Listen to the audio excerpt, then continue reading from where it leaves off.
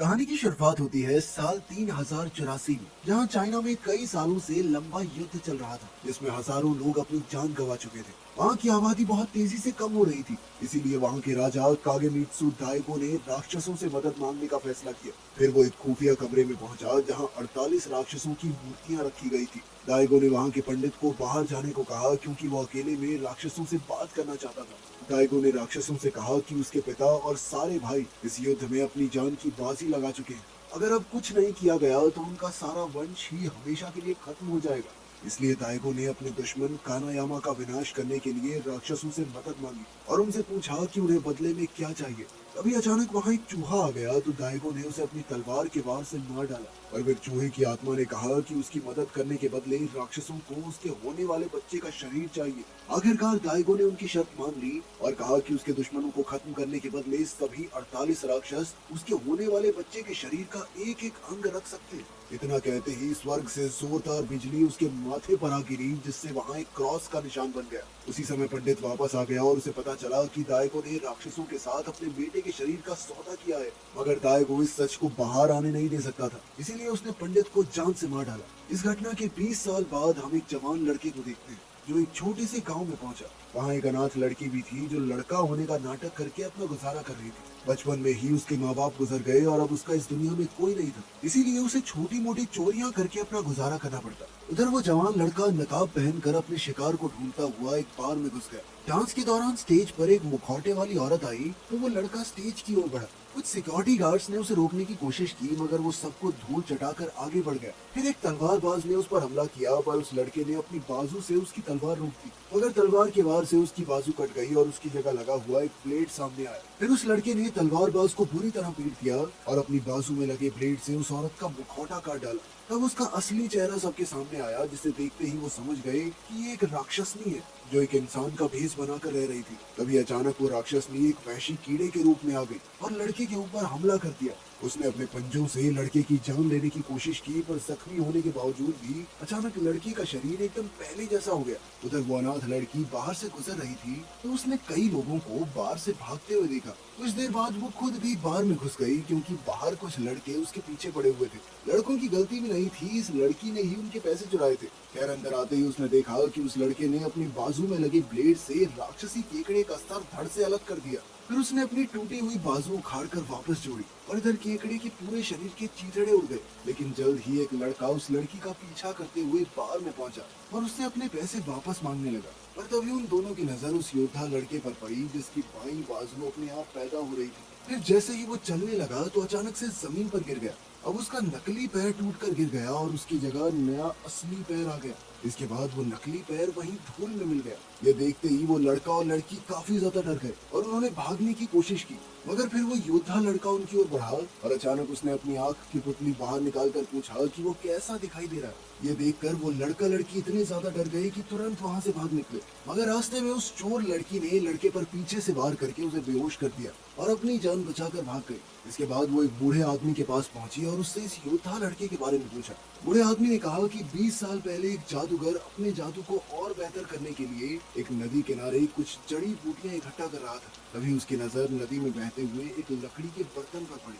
जैसे ही उसने बर्तन बाहर निकाला तो उसे एक ऐसे बच्चे का शरीर मिला, जिसके हाथ, पैर, आंख, नाक, कान जैसे कई ज्यादातर अंग गायब थे, मगर फिर भी न जाने कैसे इस बच्चे की सांसें चल रही थी।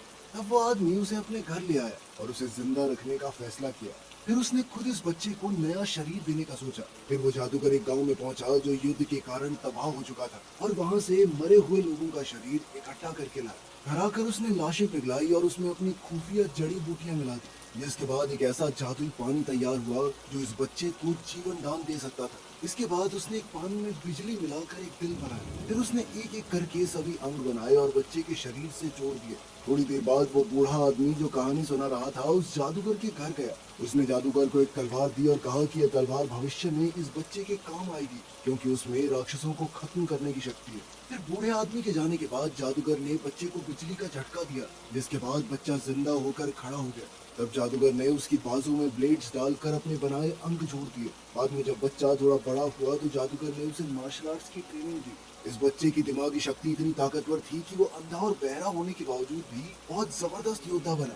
इसी तरह कुछ साल बीत गए और एक दिन जादूगर बीमारी की वजह से चल बसा। मगर मरने से पहले उसने लड़के को पूरे शहर में आग लगाने को कहा, क्योंकि अगर उसके जादुई तरीके दायकों के हाथ लग गए तो वो हमेशा के लिए अमर हो जाएगा। चारों ओर भयंकर युद्ध होगा और पूरी दुनिया तबाह हो जाएगी। आखिरकार जादूगर की मौत के बाद उस लड़के ने घर के अंदर आग लगा दी, मगर सब कुछ भस्म होने के बाद उसे एक आवाज सुनाई दी। उस आवाज ने बताया कि 48 राक्षसों ने उसके शरीर के अंग चुरा लिए थे। उन्हें वापस पाने के लिए उसे जादूगर के दिए ब्लेड से सभी 48 राक्षसों को मारना होगा। उस आवाज ने कहा है कि अगर वो खुद राक्षसों को ढूंढने निकलेगा तो वो एक के बाद एक उसके सामने आते रहेंगे। इस योद्धा लड़के की पूरी कहानी सुनने के बाद उस अनाथ लड़की ने राक्षसों का खात्मा करने के इस मिशन पर उसका साथ देने का फैसला किया। उसने लड़के से उसका नाम पूछा, मगर योद्धा ने कहा कि अगर वो उसका नाम जानना चाहती है तो पहले अपना नाम बताना होगा। जिस पर लड़की ने मासूमियत के साथ कहा कि मेरा तो कोई नाम ही नहीं है। इस पर योद्धा ने जवाब दिया कि नाम तो मेरा भी नहीं है, मगर सभी लोग मुझे हायाकीमारू के नाम से जानते हैं।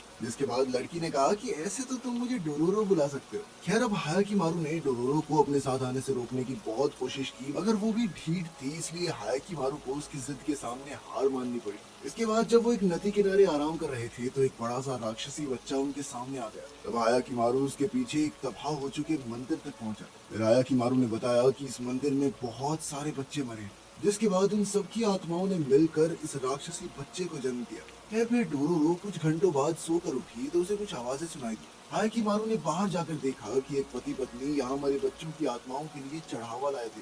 और सच तो ये था कि कुछ साल पहले वो युद्ध के डर से अपने बच्चों को इस मंदिर में छोड़कर भाग गए थे। उनकी यह हरकत जानकर डोरोरो को बहुत गुस्सा आया और वो कहने लगी कि तुम लोग माफी के लायक ही नहीं हो। जिसके बाद उसने गुस्से में उनका चढ़ावा उठाकर वापस फेंक दिया। फिर वो गुस्से में जंगल की ओर चली गई तो हायाकीमारू भी उसके पीछे गया। जल्द ही वहाँ का मालिक अपने घोड़े पर बैठकर उनके सामने आया। उसने दोनों को अपने घर चलकर आराम करने का न्योता दिया और कहा कि वो उनकी यात्राओं की कहानियां सुनना चाहता है। अब वो दोनों उस आदमी के घर पहुंचे जहाँ उसकी पत्नी और 7 बेटियां बिल्कुल चाइनीज डॉल्स की तरह सजी हुई थी। फिर खाना खाकर वो दोनों सोने चले गए। वहीं दूसरी ओर वो 7 बहनें मिलकर ये फैसला कर रही थी कि वो कौन से मेहमान को पहले खाएंगी। इसके बाद वो 7 अजीबोगरीब कीड़ों में बदल गई और डोरोरो को चारों ओर से घेर लिया। मगर हायाकीमारू पहले से उनके हमले के लिए तैयार था। जब डोरोरो की आंख खुली तो उसने देखा कि हायाकीमारू ने 7 राक्षसी कीड़ों का सफाया कर दिया था। तभी उन्होंने देखा कि मंदिर के बच्चों की आत्मा वाला बच्चा उन्हें यहाँ से भागने का रास्ता दिखा रहा था। अब वो दोनों एक खुफिया कमरे में पहुंचे जहाँ उन्हें ढेर सारी इंसानी हड्डियां मिली और वो समझ गए कि ये उन्हीं बच्चों की हड्डियां हैं। अभी हायाकीमारू को वैसे ही कीड़ों जैसे सैनिक आते हुए दिखे। अब वो आगे बढ़े तो उन्हें एक सीढ़ी मिली जिसे चढ़कर वो वापस ऊपर आ गए। तब हायाकीमारू को शक हो गया कि उस आदमी की पत्नी जरूर एक राक्षसी है जो पंडित का भेष बनाकर उन बच्चों को अपने पास ले आई जिनके माँ बाप उन्हें छोड़कर चले गए थे। फिर उसने उन बच्चों को मारकर उनके मांस से अपने बच्चों का पेट भरा। इधर जब उस राक्षसी औरत को पता चला कि हायाकीमारू ने उसकी 7 बेटियों को मार दिया है तो उसने अपने पति को उन दोनों को मारने को कहा। पर तभी हायाकीमारू उनके कमरे में आ गया और उसने इस आदमी को अपनी राक्षसी पत्नी से दूर जाने को कहा, क्योंकि आखिर में वो उसे वश में करके उसकी आत्मा को भी अपना गुलाम बना लेगी। वहीं दूसरी ओर डोरोरो तुरंत पास के गांव में पहुंची और उसने गांव वालों को उस पंडित का असली चेहरा दिखाया जिसके पास वो अपने बच्चों को छोड़कर आए थे। आखिरकार सभी गांव वाले अपने हथियार लेकर डोरोरो के साथ उस राक्षसी को खत्म करने निकल पड़े। उधर हायाकीमारू उस आदमी को अपनी पत्नी का साथ देने से रोक ही रहा था कि राक्षसी ने पीछे से हायाकीमारू और उसके पति के सीने में तलवार घोंप दी। इसी के साथ उस आदमी की तो मौत हो गई, मगर हायाकीमारू उस आदमी और बाकी बच्चों की मौत का बदला लिए बिना हिलने वाला नहीं था। तभी वो राक्षसी अपने असली रूप में आ गई और उनमें जबरदस्त लड़ाई शुरू हो गई। तभी मंदिर वाले बच्चों की आत्मा अलग अलग हिस्सों में राक्षसी पर हमला करके उसे नीचे ले आई। उसी पल हायाकीमारू ने अपनी खास तलवार से राक्षसी के 2 टुकड़े कर दिए। तभी डोरोरो उसकी मदद के लिए वहां पहुंची, लेकिन तब तक काम पूरा हो चुका था। खैर, फिर सभी गांव वालों ने बचे हुए कीड़ों के अंडों को आग में भस्म कर दिया, जिसके बाद उन सबके बच्चों की आत्माएं कैद से आजाद हो गई। आखिरकार हायाकीमारू का असली लिवर उसे वापस मिल गया और जादूगर का बनाया लिवर बाहर गिर गया। इसके बाद हायाकीमारू और डोरोरो उसके अगले मिशन पर निकल पड़े। जब वो जंगल में चल रहे थे तो रास्ते में एक और भयानक राक्षस उनके सामने आ गया। इस बार ये राक्षस एक पेड़ की तरह था जिसके ऊपर इंसानी सर लगा था।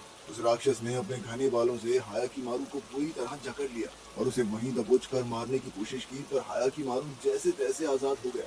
ये राक्षस असल में पेड़ के तने में छुपा हुआ था इसलिए हायाकिमारू ने अपने ब्लेड की मदद से उसके तने को दो हिस्सों में काट कर राक्षस को मार डाला। ऐसा करते ही उसका बायां कान वापस आ गया। इसके कुछ दिन बाद उसका सामना हुआ एक राक्षसी छिपकली से, जिसके हाथ नहीं थे बल्कि उसने हायाकिमारू को अपनी जीभ से उठाकर पटक दिया और फिर खुद उसके ऊपर कूद गई। तब डोरोरो ने जैसे तैसे हायाकिमारू को छुड़ाया, मगर छिपकली ने उसका पीछा नहीं छोड़ा। उसने हायाकिमारू को जीभ से पकड़कर इधर उधर घुमाना शुरू कर दिया और फिर उसे चबाने की कोशिश की।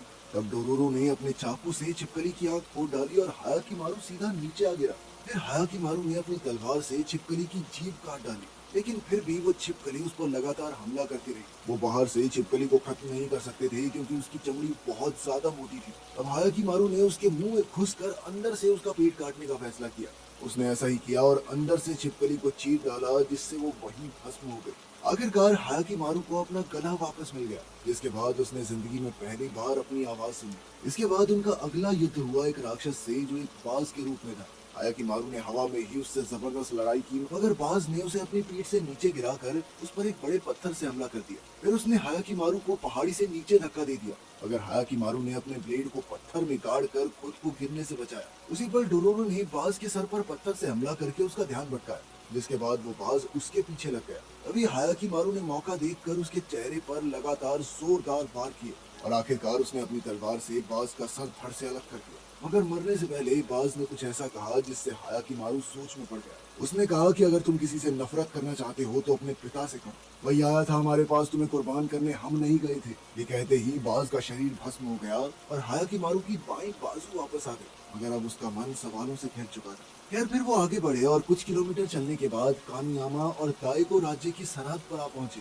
उन्हें दूर से दाइगो का आलीशान महल दिखाई दिया तो डोरोरो ने गुस्से में कहा कि दाइगो के सिपाहियों ने ही उसके माँ बाप को बेरहमी से मार दिया था। उसे वो दिन याद आया जब दाइगो के सिपाहियों ने उनके पूरे गांव को तबाह कर दिया था, क्योंकि उन्हें सिर्फ शक था कि गांव वाले कामियामा के साथ मिले हुए हैं।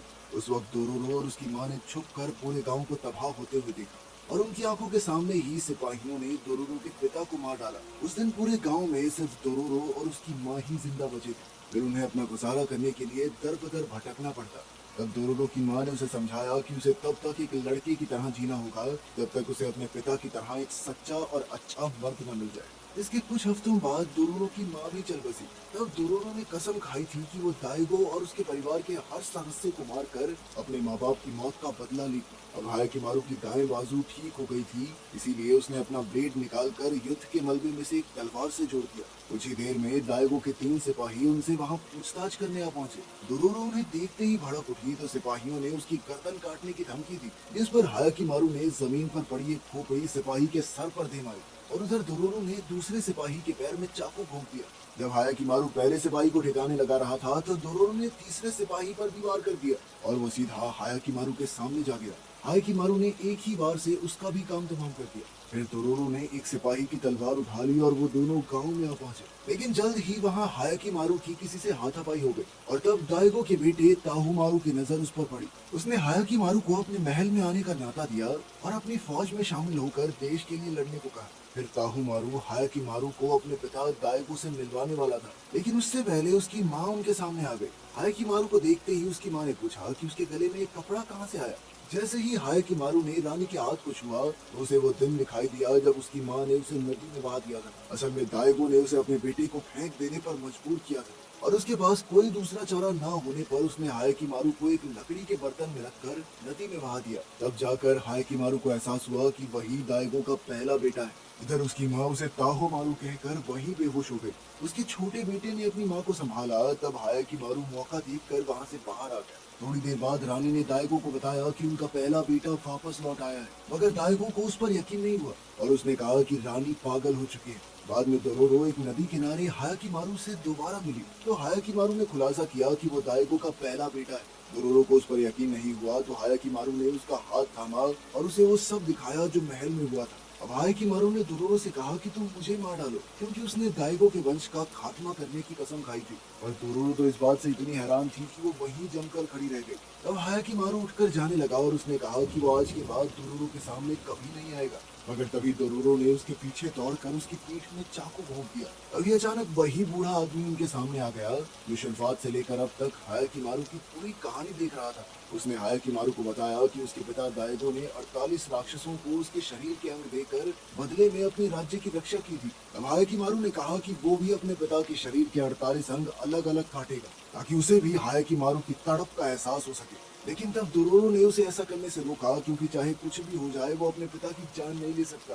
फिर कुछ घंटों बाद दो नए राक्षसों ने वहां आकर हायाकिमारू पर हमला कर दिया। वो पागल कुत्तों की तरह लड़ रहे थे मानो काफी दिनों से भूखे थे। लेकिन हायाकिमारू ने इस बार भी उन्हें अपनी तलवार से बेरहमी से मार डाला। ऐसा करते ही उसकी दोनों आंखें वापस आ गई और उसने जिंदगी में पहली बार अपने आसपास की दुनिया को देखा। अब से पहले वो सिर्फ राक्षसों की एनर्जी को फील करके उनसे लड़ता था। तब डोरोरो ने उससे कहा कि वो दाइगो के वंश से बदला लेने का फैसला छोड़ चुकी है और अब वो चाहती थी कि हायाकिमारू भी अपने अंदर की नफरत को मिटा दे। फिर अगली सुबह ताहुमारू अपने बड़े भाई की खोज में निकल पड़ा। उधर दाइगो ने राक्षसों से जाकर कहा कि 20 साल पहले दिए बलिदान के बावजूद भी उसके देश में अब तक युद्ध चल रहा है। अब एक राक्षस कहने लगा कि इस सब का कारण उसका पहला बेटा ही है क्योंकि उसे सालों पहले मर जाना चाहिए था पर वो आज भी जिंदा है। ये सुनकर दाइगो ने खुद जाकर हायाकिमारू को मारने का फैसला किया। उधर हायाकिमारू और डोरोरो पर अचानक ताहुमारू के सिपाहियों ने हमला बोल दिया। तब हायाकिमारू ने उस बूढ़े आदमी को डोरोरो को लेकर वहां से जाने को कहा जिसके बाद वो खुद सिपाहियों का सामना करने लगा। अभी अचानक एक और बम धमाका हुआ जिसके बाद ताहुमारू ने खुद हायाकिमारू की जान लेने के लिए उस पर वार किए। उन दोनों में जबरदस्त हाथापाई हुई मगर हायाकिमारू का मकसद सिर्फ अपने भाई को हमला करने से रोकने का था। लेकिन ताहुमारू नहीं माना और उन दोनों में लड़ाई चलती रही। पीछे से एक तीसरे सिपाही ने हायाकिमारू को मारने की कोशिश की मगर हायाकिमारू ने उसकी तलवार तोड़कर उसे भी ऊपर पहुंचा दिया। तभी रानी वहां आ पहुंची और उसने देखा कि तलवार के एक टुकड़े ने उसके छोटे बेटे के गले को चीर दिया था। असल में जब तीसरे सिपाही की तलवार टूटी तो उसका एक टुकड़ा सीधा ताहुमारू की गर्दन में जा लगा। अब उसका बेटा मर चुका था इसलिए रानी ने चाकू लेकर हायाकिमारू को धमकी दी। लेकिन उसी समय दाइगो वहां पहुंचा तो रानी अपने पहले बेटे की जान बचाने के लिए आगे आ गई मगर दाइगो ने तो बिना कुछ सोचे एक ही पल में अपनी पत्नी तक को मार डाला। ये देखकर हायाकिमारू के सर पर खून सवार हो गया और वो दाइगो को मारने के लिए आगे बढ़ा। डोरोरो ने उसे रोकने की कोशिश की मगर हायाकिमारू ने एक ही बार में उसे बेहोश कर दिया। इसके बाद दाइगो और हायाकिमारू में भयंकर युद्ध शुरू हो गया क्योंकि दोनों ही एक दूसरे के खून के प्यासे थे। आखिरकार दाइगो बुरी तरह जख्मी हो गया और वो हारने से एक कदम दूर था पर फिर भी उसने कहा कि उसे राक्षसों को अपने बेटे के शरीर की बलि देने का कोई अफसोस नहीं है। अब दाइगो ने उस पर आखिरी वार किया मगर हायाकिमारू ने उसकी गर्दन पर तलवार रख दी और फिर उसने डोरोरो की तरफ देखकर सोचा कि अगर वो अपने दिल से नफरत मिटा सकती है तो मैं क्यों नहीं। आखिरकार वो पीछे हट गया मगर तभी ताहुमारू का शरीर हिलने लगा। उसी पल एक राक्षस ने उसे फिर से जिंदा करने का वादा किया अगर दाइगो अपना शरीर उसके हवाले कर दे। हायाकिमारू ने दाइगो को एक कदम उठाने से रोकने की कोशिश की लेकिन दाइगो अपने बेटे को जिंदा करने के लिए कुछ भी कर सकता था इसीलिए उसने राक्षस की शर्त मान ली। ऐसा करते ही एक वैशी राक्षस आसमान से आया और दाइगो का सर नोच कर खा गया। इसके बाद उसकी जगह एक नया सर आया जो अब राक्षस के वश में था। उसी पल ताहुमारू फिर से जिंदा हो गया मगर अब ये राक्षस पूरे देश को तबाह करने वाला था। जैसे ही वो अपने घोड़े पर बैठा तो एक पल के लिए दाइगो की आत्मा वापस आ गई और उसने हायाकिमारू से राक्षस को उसी पल खत्म करने को कहा। हायाकिमारू ने उसके कहने पर दाइगो के शरीर की हत्या कर दी जिसके अंदर वो राक्षस भी मौजूद था। मरने से पहले दाइगो ने ताहुमारू को नया राजा बनाकर देश चलाने को कहा। साथ ही उसने डोरोरो से कहा कि तुम हायाकिमारू का ख्याल रखना। कुछ ही पलों में पूरी फौज वहां आ पहुंची मगर ताहुमारू ने उन्हें रुकने का आदेश दिया। उसी पल हायाकिमारू का असली दिल वापस आ गया। इसके बाद ताहुमारू और हायाकिमारू दोनों महल में वापस आ गए और ताहुमारू ने अपने बड़े भाई से राजा बनने की गुजारिश की क्योंकि अंदर ही अंदर वो इतनी बड़ी जिम्मेदारी के लिए तैयार नहीं था। लेकिन हायाकिमारू ने कहा कि उसे अभी भी राक्षसों से अपने शरीर के बाकी अंग हासिल करने हैं। जब तक वो अपना पूरा शरीर हासिल नहीं कर लेता तब तक वो कोई दूसरी जिम्मेदारी नहीं ले सकता। फिर ताहुमारू ने कहा कि वो हायाकिमारू का इंतजार करेगा क्योंकि राजगद्दी का असली हकदार वही है। उसने हायाकिमारू को अपने पिता की तलवार दी और फिर हायाकिमारू डोरोरो से मिलने गया जो दोनों देशों की सरहद पर उसका इंतजार कर रही थी। हायाकिमारू को देखते ही वो रोने लग गई क्योंकि उसे लगा था कि वो कभी लौट कर ही नहीं आएगा। अब वो हायाकिमारू को गले लगाने के लिए आगे बढ़ी पर अचानक उसने हायाकिमारू की पेट में जोरदार लात दे मारी और कहने लगी कि चौकन्ना रहा कर, ठीक है, अब तेरा असली दिल तो आ गया, तलवार घुसेड़ देगा कोई, मर जाएगा साले। सच बात तो ये थी कि शायद अब डोरोरो मन ही मन में उसे चाहने लगी थी। वीडियो पसंद आई तो लाइक कर देना, चैनल को सब्सक्राइब कर लेना। मिलते हैं अगली वीडियो में।